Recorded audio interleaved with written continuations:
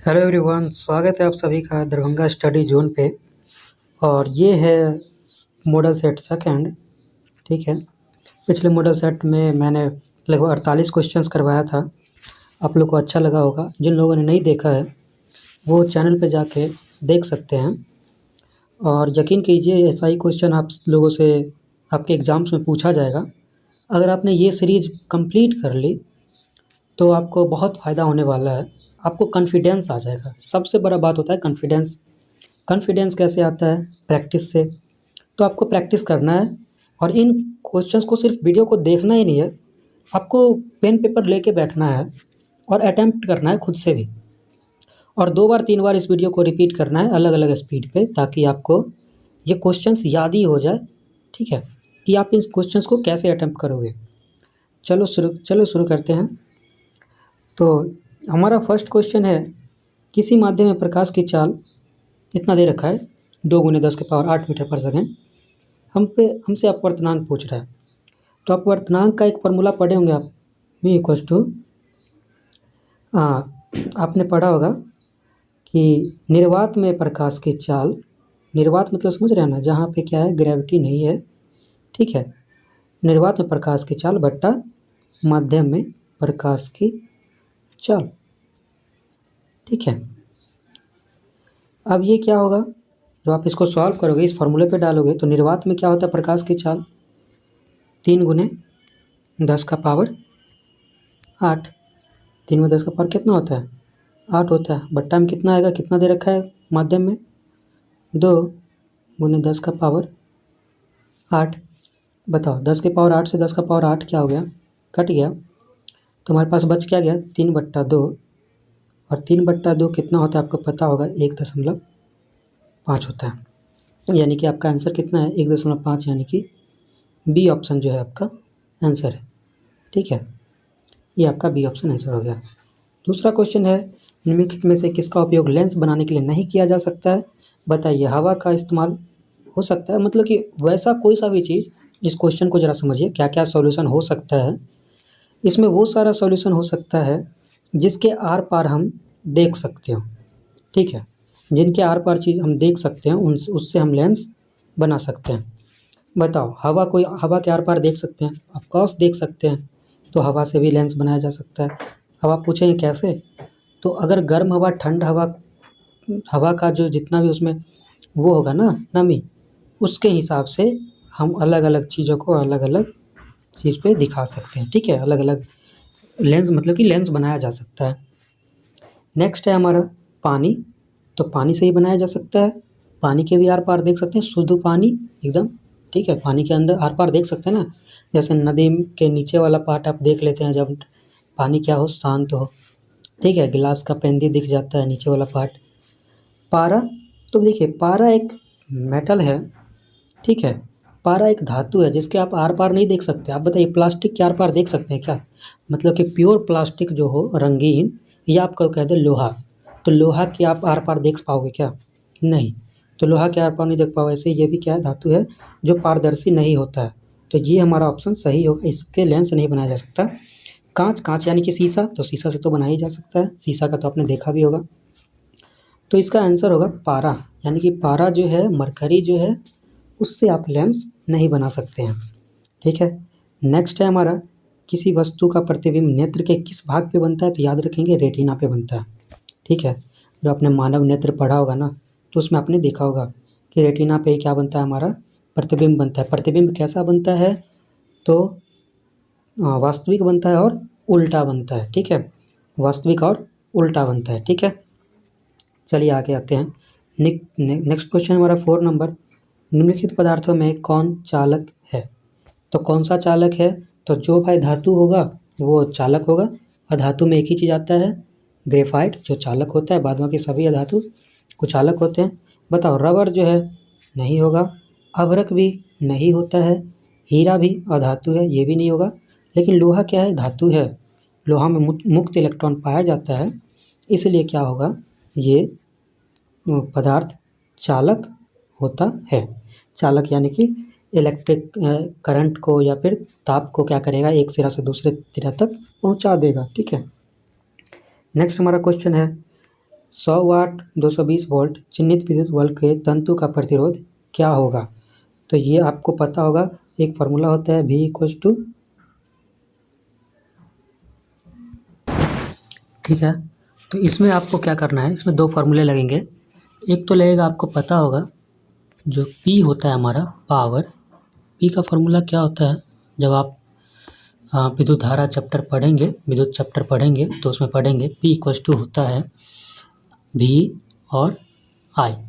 जहाँ पे V क्या है, V है विभव, जो कि आपको ये दे रखा है 220, और I आपको यहाँ से निकालना है, और P क्या दे रखा है आपको 100 वाट, 100 W जो लिखा है 100 वाट, ये आपका P है, और आपको V का वैल्यू 220 दे रखा है। तो जब आपको ये दे रखा है तो यहाँ से आप I निकाल लेंगे। I बराबर क्या हो जाएगा, P बट्टा V। P का मान आप 100 रख देंगे और V का मान आप 220 रख देंगे। तो ये I का वैल्यू हो जाएगा कितना, ये हो जाएगा P यानी कि 100 बट्टा 220, 0 से 0 क्या हो गया, कट गया, तो आपका कितना आ गया, 10 बट्टा 22 आ गया। ये आपका आ गया I कितना आ गया, 10 बट्टा 22 आ गया, ठीक है। अब एक और फार्मूला आपको लगाना है, आप लोग पढ़ चुके होंगे, ठीक है, ओम का नियम। V बराबर क्या होता है, I R। तो यहाँ से हम R के बराबर निकाल लेंगे, R बराबर क्या हो जाएगा, V बट्टा I। बताइए आपको V कितना दे रखा है, 220 वोल्ट, तो 220 और बट्टा में I कितना निकाले हम लोग, 10 बट्टा 22, 10 बट्टा 22। तो जब आप इसको काटिएगा तो ये निकल जाए आपका 484 ओम, क्योंकि प्रतिरोध का जो यूनिट होता है वो क्या होता है, ओम होता है, ठीक है। तो आपको कितना आ गया, 484। आपको दो फार्मूले मैंने बताए हैं, वो दोनों फार्मूले लगाएंगे आपको आसानी से मिल जाएगा, ठीक है। पहले आपको पावर का लगा के आपको I का वैल्यू निकालना है, फिर आपको ओम का नियम से V इक्वल्स टू IR से लगा के R निकाल देना है। तो आपका कितना आ जाएगा, 484 ओम आ जाएगा, ठीक है।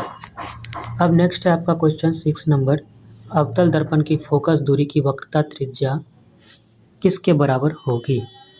तो अवतल दर्पण की फोकस दूरी उसकी वक्रता त्रिज्या की, आपको पता है दर्पण में फोकस दूरी जो है वक्रता त्रिज्या का क्या होता है, आधा होता है, ठीक है। आपको पता होगा, आप फॉर्मूला पढ़ेंगे, R इक्वल्स टू 2F या F इक्वल्स टू R/2, बस यहीं से F इक्वल्स टू R/2 हो जाएगा।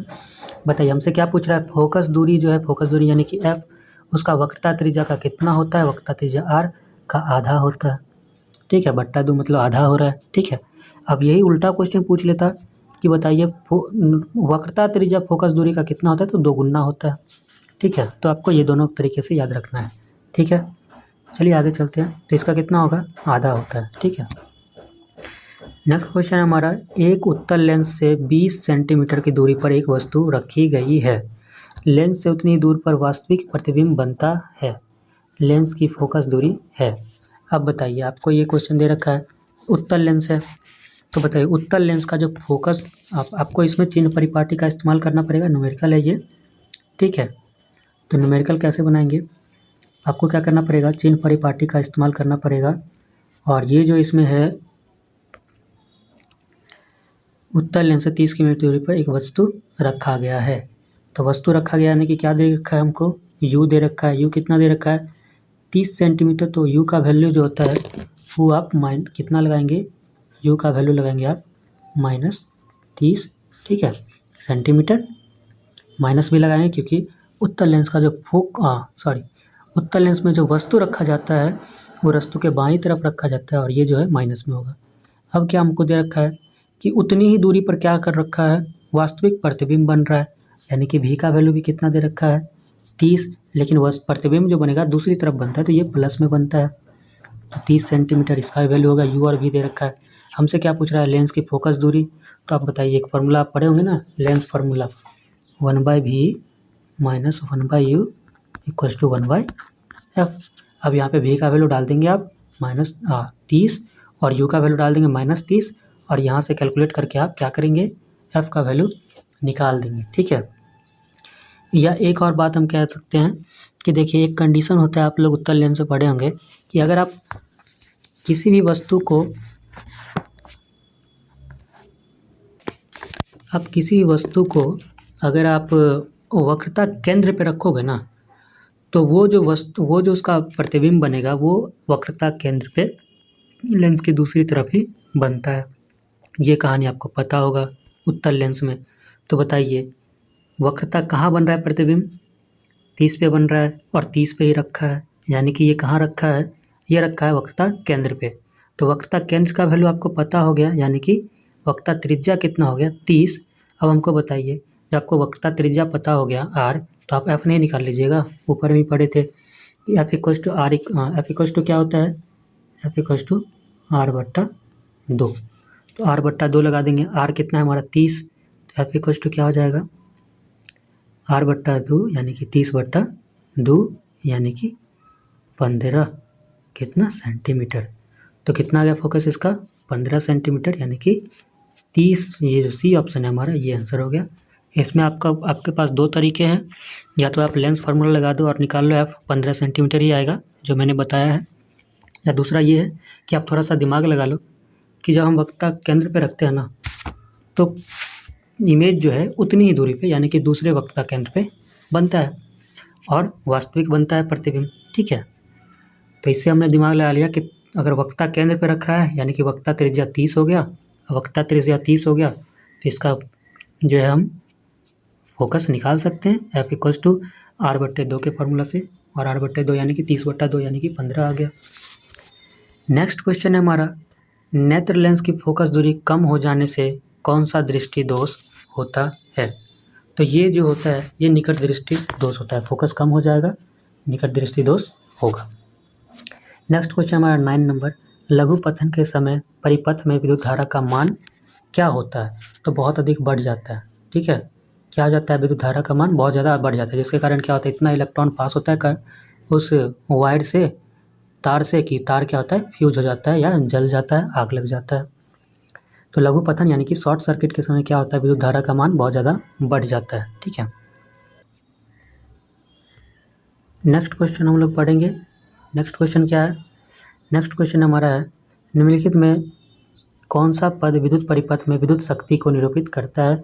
तो बताइए, इसको पहले ही पढ़े थे, P इक्वल्स टू आई भी, भी आई कह दीजिए, एक ही बात है। गुना में है तो आप इसको इधर से गुना कीजिए, इधर से गुना कीजिए, एक ही बात है। ठीक है, तो भी आई हो जाएगा। ठीक है, नेक्स्ट क्वेश्चन हम करते हैं, अभिनेत्र लेंस की फोकस दूरी में परिवर्तन किया जाता है। बताइए, जो नेत्र है उसके लेंस में, उसके फोकस दूरी में किसके द्वारा बदलाव किया जाता है? परिवर्तन, यानी कि छोटा बड़ा, कि नज़दीक के वस्तु को देखेंगे तो अलग तरीके से उसको एडजस्ट करेगा, दूर की वस्तु को देखेंगे तो आँख की पुतली में अलग तरह से, फोकस दूरी में अलग तरह से एडजस्ट करेगा, ताकि हमको स्पष्ट चीज़ दिखाई दे पड़े। तो ये होता है आपका पक्षमाभि मांसपेशियों द्वारा, यानी कि इसको सिलियरी पेशियाँ भी कहते हैं, इसके द्वारा होता है। ठीक है, ये आँख का जो नस वगैरह होता है ना, मांसपेशी, उससे होता है ये। ठीक है, फोकस दूरी में बड़ा परिवर्तन।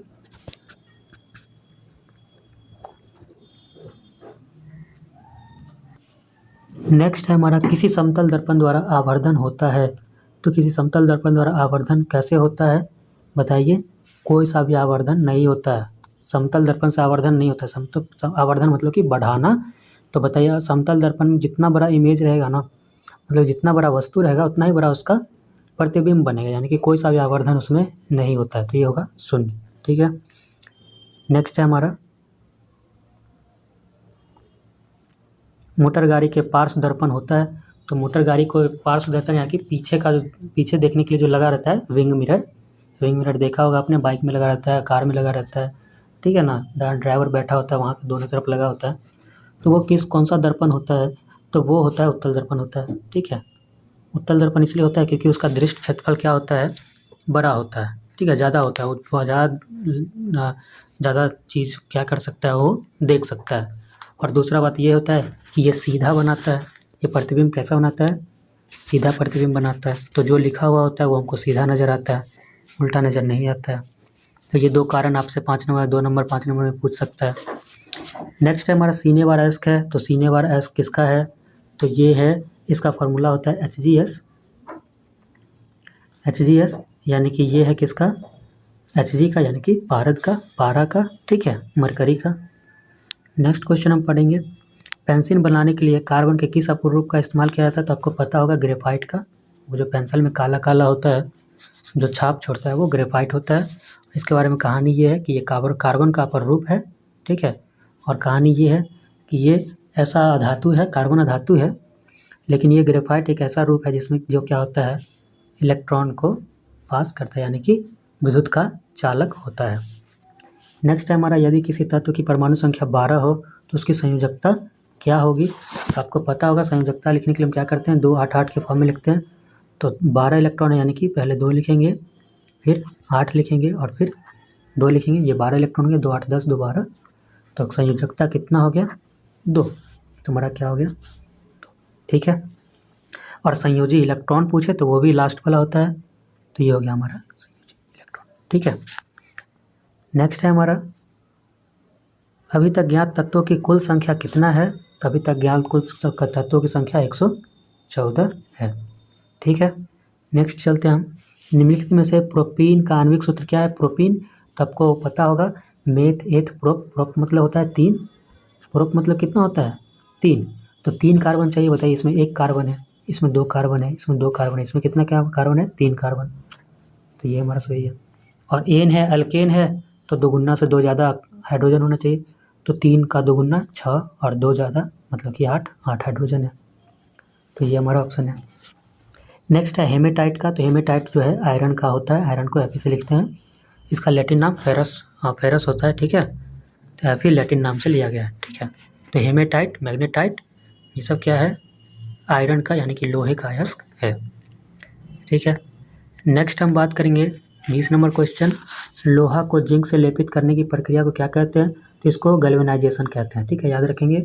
किसी भी धातु को संक्षारण से बचने के लिए जिंक का जो लेप लगाते हैं उसको हम क्या कहते हैं? गैल्वेनाइजेशन कहते हैं, ठीक है।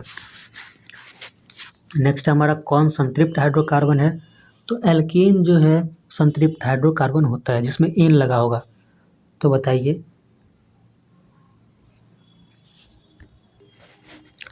तो इसमें क्या है, इसमें दो ऑप्शन सही हो सकते हैं। देखिए, एथाइन तो नहीं होता है, एसिटिलीन भी नहीं होगा, लेकिन ब्यूटेन ये भी एल्केन ग्रुप का है और प्रोपेन भी एल्केन ग्रुप का है। तो ये दोनों ऑप्शन आंसर है, ठीक है। तो ये कुछ इसका प्रिंटिंग मिस्टेक है, दोनों ऑप्शन सही है। एल्केन जो होता है ना, एल्केन समूह का, वो संतृप्त हाइड्रोकार्बन होता है, ठीक है। नेक्स्ट है, किस हाइड्रोकार्बन में द्विबंध होते हैं? तो एल्कीन में एक बॉन्ड होता है, सिंगल बॉन्ड एक बंध होता है। द्विबंध होता है एल्कीन में। तो एल्कीन का फॉर्मूला क्या होता है? CnH2n, CnH2n, यानी कि जितना कार्बन उसका दुगुना हाइड्रोजन होगा। बताइए, इसमें 1 कार्बन है, उससे 4 गुना ज़्यादा है, ठीक है, नहीं होगा। हमको इतना कार्बन जितना होना उससे दुगुना खोजना है। कार्बन 2 है तो हाइड्रोजन 4 होना चाहिए, नहीं है। कार्बन 4 है, हाइड्रोजन 8 हो जाना चाहिए, नहीं है। कार्बन 2 है, हाइड्रोजन 4 है, यानी कि 2 गुना हाइड्रोजन है। यानी कि ये जो है एल्कीन पे फिट बैठ रहा है। और एल्कीन के बीच में जो है कार्बन कार्बन में डबल बॉन्ड होता है। एल्केन में 1 बॉन्ड, एल्कीन में 2 बॉन्ड, एल्काइन में 3 बॉन्ड, 3 बंधन, बॉन्ड मतलब बंधन, ठीक है। तो ये हो गया हमारा C2H4, ठीक है। ये होता है एथीन, ठीक है। नेक्स्ट क्वेश्चन पे हम जाएंगे, कौन शून्य वर्ग का तत्व है? तो कौन शून्य वर्ग का तत्व है? शून्य वर्ग मतलब कि वो गैसेज या वो तत्व जो किसी से रिएक्शन नहीं करता है, ठीक है। इसको 8 ग्रुप एलिमेंट भी, 8वें वर्ग का भी कहते हैं, ठीक है। नोबल गैस भी कहते हैं, अक्रिय गैस भी कहते हैं। ये होता है हीलियम, नियॉन, आर्गन, क्रिप्टन, जेनन और रेडन, ठीक है। तो हीलियम इसमें ऑप्शन है, ये आपको याद रखना है। जब आप तत्वों का आवर्त वर्गीकरण पढ़ेंगे तो उसमें पढ़ेंगे ये बात। तो आप सबसे लास्ट में देखेंगे पीरियोडिक टेबल के, आधुनिक पीरियोडिक टेबल में, तो आपको पता चलेगा कि ये जो है 8 होता है, हीलियम, नियॉन, आर्गन, क्रिप्टन, जेनन और रेडन, ठीक है। अब नेक्स्ट चलते हैं 24 नंबर में, अपच का उपचार करने के लिए इनमें से कौन सी औषधि का उपयोग किया जाता है? तो एंटासिड का उपयोग किया जाता है, ठीक है, याद रखेंगे। 25 है क्रिया, ये जो अभिक्रिया है इसमें किसका उपचयन होता है? तो उपचयन यानी कि हाइड्रोजन का जुड़ना, ठीक है। अपचयन मतलब कि हाइड्रोजन का घटना। तो किस में हाइड्रोजन जुट रहा है? ऑक्सीजन जुट रहा है, तो ऑक्सीजन जो है हाइड्रोजन में जुट रहा है। ये हाइड्रोजन है, देखिए ये अकेला था, इसमें ऑक्सीजन जुट गया, तो क्या हो गया? इसका उपचयन हो गया, यानी कि H2 का क्या हो गया? उपचयन हो गया, ठीक है। H2 का उपचयन हुआ है, ठीक है। और CuO का क्या हुआ है, अपचयन हुआ है। इसमें से ऑक्सीजन क्या है, हटा है।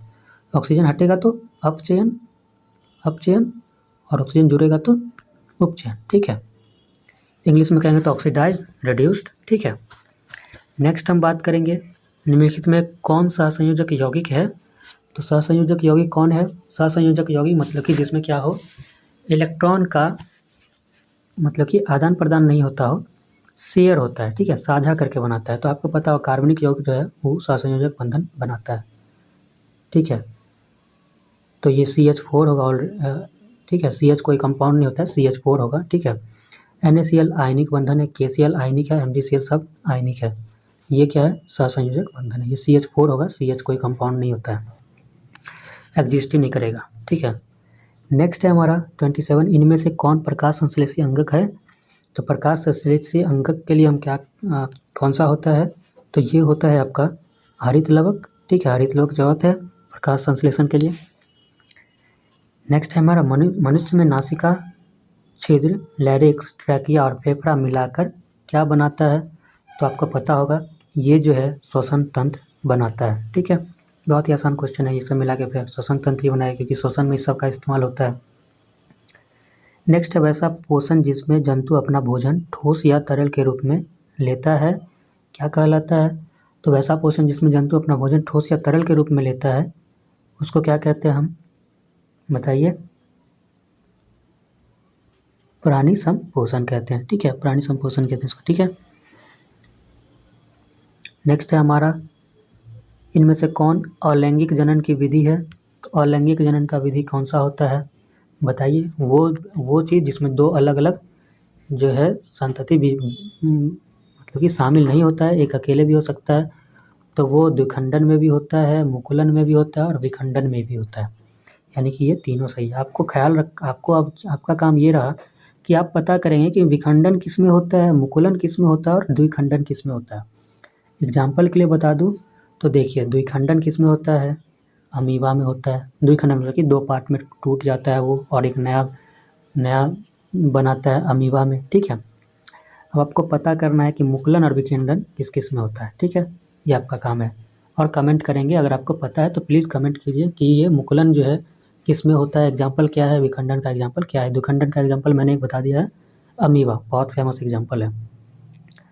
नेक्स्ट है हमारा निम्नलिखित में कौन अमीनो अम्ल के विखंडन से बनता है। तो अमीनो अम्ल के विखंडन से क्या बनता है, तो आपको पता होना चाहिए कि ये कार्बन मोनोऑक्साइड भी बनता है और एमीन भी बनता है। तो ये दोनों बी और सी ऑप्शन सही है। नेक्स्ट है एक कोश के शैवाल में जल का परिवहन होता है। तो एक कोश के शैवाल में जल का परिवहन किसके द्वारा होता है, तो ये आपको पता होना चाहिए। एक कोश के शैवाल में क्या होता है कि विसरण के द्वारा होता है। कोई उसमें परिवहन के लिए कोई एक्स्ट्रा स्ट्रक्चर नहीं होता है, बनावट नहीं होता है, वो विसरण के द्वारा ही क्या होता है, उसके शरीर में वाटर पानी का परिवहन होता है। यानी कि एक जगह से दूसरी जगह पूरे से उसके बॉडी में विसरण के द्वारा ही होता है। नेक्स्ट क्वेश्चन चलते हैं हम। नेक्स्ट क्वेश्चन हमारा दो तंत्रिका कोशिका के मध्य खाली स्थान को क्या कहते हैं। तो ये याद रखेंगे, इसको सिनेप्स कहते हैं। ठीक है, कोशिका तंत्र, दो तंत्रिका कोशिका जो इसके बीच में जो जगह होता है उसको हम सिनेप्स कहते हैं। ठीक है, स्वपोषी पोषण के लिए क्या आवश्यक है। तो स्वपोषी पोषण जो है पेड़ पौधा अपनाता है। पेड़ पौधा को क्या क्या जरूरत है, सूर्य की रोशनी जरूरत है, क्लोरोफिल जरूरत है और कार्बन डाइऑक्साइड भी जरूरत है। डी ऑप्शन सही है। नेक्स्ट है हमारा 35 नंबर क्वेश्चन, परागकोश में पाए जाते हैं। परागकोश में क्या पाया जाता है, परागकोश में परागकण पाया जाता है। ठीक है, तो ये सी ऑप्शन आंसर है। ठीक है, नेक्स्ट हमारा पक्षी तथा चमगादड़ के पंख होते हैं। तो पक्षी तथा चमगादड़ का जो पंख होता है ना, ये क्या होता है, ये समजात होता है। मतलब कि एक ही तरह का उसका जो स्ट्रक्चर होगा ना, बनावट जो होगा या उसमें जो हड्डी वगैरह है, वो उसको देखेंगे गौर से तो एक ही समान दिखता है, इसलिए उसको समजात अंग कहते हैं। ठीक है, नेक्स्ट हम पहुंचते हैं 37 नंबर क्वेश्चन पे। 37 नंबर क्वेश्चन कह रहा है निम्नलिखित में कौन उत्पादक है। तो उत्पादक कौन होता है बताइए, शेर नहीं, मेढक नहीं, सर्प। तो उत्पादक कौन है, ये हमेशा हरा पेड़ पौधा होता है, यानी कि घास। नेक्स्ट हमारा 38 नंबर, पौधों में गैसों के आदान प्रदान के लिए होते हैं। पौधों में गैसों के लिए आदान प्रदान के लिए क्या होता है, तो ये रंध्र होता है, ठीक है। पत्ता में जो है छोटा छोटा सा छेद होता है, उसको रंध्र कहते हैं। नेक्स्ट है, दो तंत्रिका कोशिका के मध्य खाली स्थान को क्या कहते हैं? ये क्वेश्चन फिर से रिपीट कर दिया, ये सिनेप्स होता है, ठीक है। नेक्स्ट है, अलैंगिक जनन मुकुलन द्वारा होता है। जो अलैंगिक जनन है मुकुलन, वो किस में होता है? तो ये क्वेश्चन आपको कमेंट भी करना है। अब बताइए किस में होता है? अमीबा, प्लाज्मोडियम, ईस्ट, मलेरिया परजीवी। तो मैं बता देता हूँ, ये जो है ईस्ट में होता है, ठीक है। और आपको यही आंसर क्या करना है? कमेंट करना है, ठीक है, ठीक है। अब हम आगे पढ़ते हैं 41। जरा दृष्टि दोष के निवारण के लिए क्या होता है? जरा दृष्टि दोष क्या होता है पहले ये समझ लीजिए। जरा दृष्टि दोष का मतलब है ना तो दूर का चीज़ दिखेगा अच्छे से, ना नज़दीक का चीज़ दिखेगा, ठीक है। तो इसके लिए दो फोकस लेंस क्या होता है? ज़रूरत होता है, ठीक है। इसको दो फोकस वाला लेंस चाहिए। देखे होंगे कुछ लेंस में नीचे की तरफ भी फोकस होता है और बीच में भी होता है। तो दूर के देखने के लिए क्या होगा? बीच से देखेगा। नज़दीक का चीज़ देखने के लिए क्या करेगा? नीचे वाला लेंस का इस्तेमाल करेगा। तो उसको द्विफोकस लेंस कहते हैं। नेक्स्ट है हमारा, मानव नेत्र जिस भाग पर किसी वस्तु का प्रतिबिंब बनाता है वो क्या होता है बताइए? वो होता है कॉर्निया। कॉर्निया पे ही उसका इमेज बनता है, वास्तविक और उल्टा बनता है, ठीक है। निम्नलिखित में कौन विद्युत का सुचालक है? विद्युत का सुचालक कौन सा है? Sulphur, iodine, plastic, graphite. तो आपको पता होगा ग्रेफाइट। नेक्स्ट है, ये जो अभिक्रिया दे रखा है कॉपर सल्फेट प्लस जिंक, क्या देता है? जिंक सल्फेट और कॉपर। कैसा अभिक्रिया है? तो आपको पता होगा ये विस्थापन अभिक्रिया। देखिए जिंक क्या कर रहा है? कॉपर को विस्थापित कर दे रहा है। CuSO4 में से क्या हो रहा है? Cu भाग जा रहा है, अलग हो जा रहा है, और जिंक जो है अपने साथ आ रहा है। तो क्या हो रहा है? ये विस्थापन अभिक्रिया। नेक्स्ट हम बढ़ते हैं आगे। नेक्स्ट क्वेश्चन है हमारा कि निम्नलिखित में से कौन आयनिक यौगिक है? आयनिक यौगिक यानी कि वो जिसमें आयन के आदान प्रदान से बनता है। ये नहीं होगा, ये सहसंयोजक बंधन है। असंयोजक यौगिक है, ये भी नहीं होगा। सहसंयोजक यौगिक है, ये दोनों नहीं होगा हमारा। CaCl2, ये भी। NH3, ये भी हमारा सहसंयोजक बंधन है। तो हमारा होगा क्या? CaCl2। अगर इसको हम तोड़ेंगे तो Ca+2 Cl-, ठीक है। 2Cl- में टूटेगा। तो बताइए आयन से मिलके बना हुआ है, तो ये आयनिक बंधन या आयनिक यौगिक है। नेक्स्ट है हमारा NaOH क्या है? तो आपको पता होगा जिसमें आपको OH दिख जाए वो क्या होता है? वो क्षार होता है। तो NaOH सोडियम हाइड्रोक्साइड क्षार है। और जिसमें हाइड्रोजन सिर्फ दिखे वो क्या है? अम्ल है। इसमें OH दिख रहा है इसलिए ये क्षार है। 47 है, निम्नलिखित में से कौन सी मास्टर ग्रंथि कहलाती है? मास्टर ग्रंथि जो है पिट्यूटरी ग्रंथि को कहते हैं, ठीक है। सबसे छोटी ग्रंथि है पिट्यूटरी ग्रंथि, मस्तिष्क में होती है। 48 नंबर है, अंडाणु किसमें निषेचित होता है? तो अंडाणु किसमें निषेचित हो जाता है? ये गर्भाशय में निषेचित हो जाता है, ठीक है। तो ये था आपका 48 क्वेश्चन। आशा करता हूँ आपको अच्छा लगा होगा। और अगर आपको कोई सा भी क्वेश्चन नहीं आया हो तो कमेंट कीजिए, मैं उसे एक्सप्लेन करूँगा। कुछ कैलकुलेटिव क्वेश्चन थे स्टार्टिंग में फिजिक्स से, मैंने उसको बताया है कि आपको क्या क्या लगाना है, क्या फार्मूला लगाना है, ठीक है। तो आप वो फार्मूला लगाएंगे और सेम उस प्रोसेस को फॉलो करेंगे तो वो क्वेश्चन आपसे आसानी से बन जाएगा। अगर आप लोग नए हैं तो प्लीज़ चैनल को सब्सक्राइब कर लीजिए, और क्योंकि आपको इस पर बहुत ज़्यादा हेल्प मिलने वाला है और ऑथेंटिक चीज़ मिलेगी। देखिए यूट्यूब पे बहुत चैनल है लेकिन सही जानकारी बहुत कम जगह मिलती है। तो सही जानकारी सबको चाहिए भाई, सही जानकारी ही तो सब कुछ है। गलत जानकारी देके क्या मिलेगा? तो आपको सही जानकारी मिलेगी और बिल्कुल डिटेल एक्सप्लेनेशन मिलेगी। तो अभी मैं चैप्टर वाइज भी लाऊंगा हर एक चैप्टर का वीडियो, तो आप लोग बने रहिए। सब्सक्राइब कर लीजिए, नोटिफिकेशन बेल को ऑन कर लेंगे तो वो और भी अच्छा है, क्योंकि जब भी मैं वीडियो डालूंगा तो आपको पता चल जाएगा और आप उसे आसानी से देख पाएंगे, ठीक है। आपको नोटिफाई हो जाएगा। तो चलिए इस वीडियो को यहीं पे एंड करते हैं। आप सभी का बहुत बहुत धन्यवाद और मेहनत कीजिए। अभी आपके पास 2.5 महीने हैं ऑलमोस्ट, या 2 महीने कह लीजिए। 2 महीना बहुत होता है रिवीजन के लिए। जितना पढ़ चुके हैं उसको रिवाइज कीजिए, ठीक है। और रिवीजन जो करता है वही बच्चा टॉपर बनता है।